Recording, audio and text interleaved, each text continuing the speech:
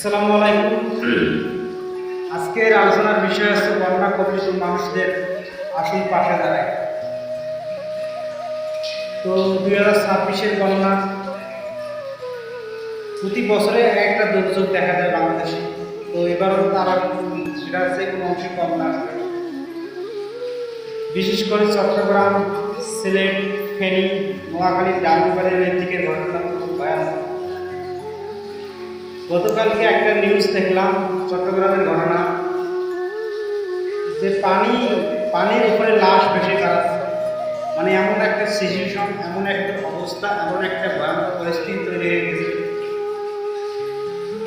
বিষয়টা খুবই দুঃখজনক। লাশ দাফন কাপড় দেওয়ার মতো জায়গা থেকে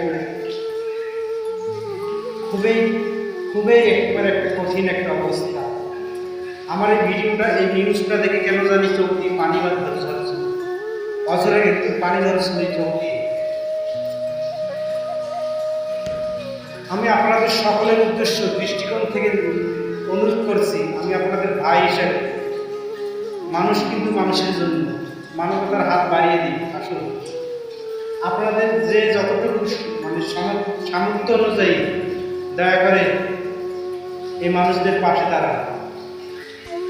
বিশেষ করে হোয়াটসঅ্যাপ বিল্লাল ভাই, রাফি ভাই, জুয়েল ভাই, মুজাহের ভাই, ফিরিমসান ভাই, তো এরকম বাংলাদেশে অসংখ্য কন্টেন্ট ক্রিয়েটার আছে। ইতিমধ্যে তারা আলহামদুলিল্লাহ তারা এই বন্যা কবলিত মানুষদের পাশে দাঁড়িয়েছে।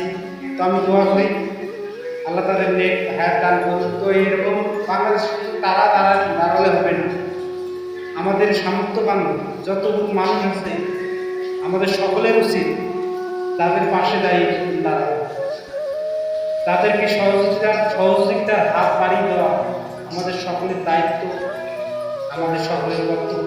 একটা বিষয় চিন্তা করে দেখেন, আচ্ছা এরকম পরিস্থিতিতে আমি বা আমরা বা সকলে হতাম, তাহলে কি একটা পরিস্থিতি তৈরি হবে।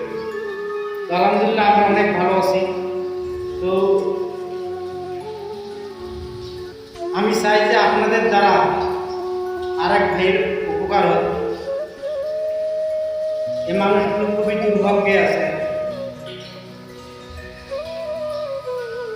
গতকাল আর একটা নিউজ দেখলাম, সিলেটের মানে এই বন্যা কবলিত অঞ্চলে সিলেটের পাশে নাকি এখন কেউ দাঁড়ায় নেই। মানে সিলেটের বন্যা কবলিত মানুষদের পাশে নাকি এখন কেউ দাঁড়ায় নেই। এটা কিরকম একটা মানবতা!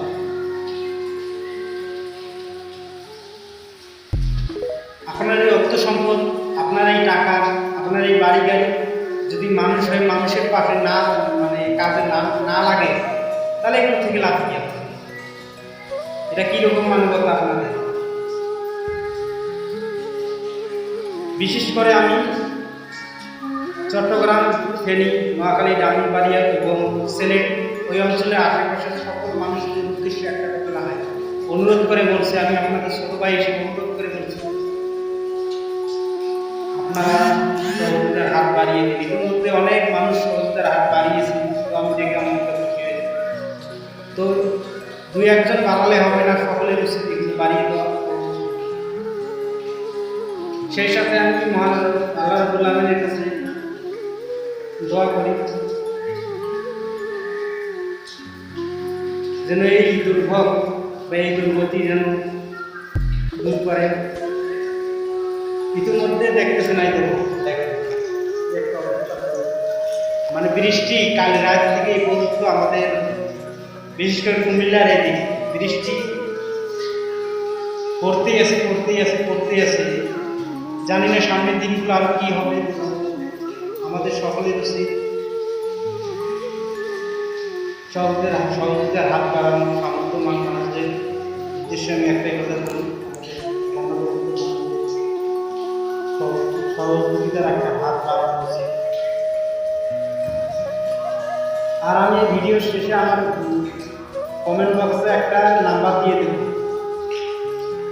আপনারা যারা বিশ্বাস করেন বা বিশ্বাস করে আমাকে টাকা পাঠিয়ে দিতে পারেন, আপনাদের 1 টাকা হারাবে না ইনশাল্লাহ। এগুলো দুর্ভাগ্য এবং বন্যা কবলিত মানুষদের কাজে লাগবে। তো এই পরিস্থিতি জানিয়ে আপনাদের সকলের সুস্বাস্থ্য দীর্ঘায়ু কামনা করে আমি এখানে বিদায় নিলাম। আসসালামু আলাইকুম।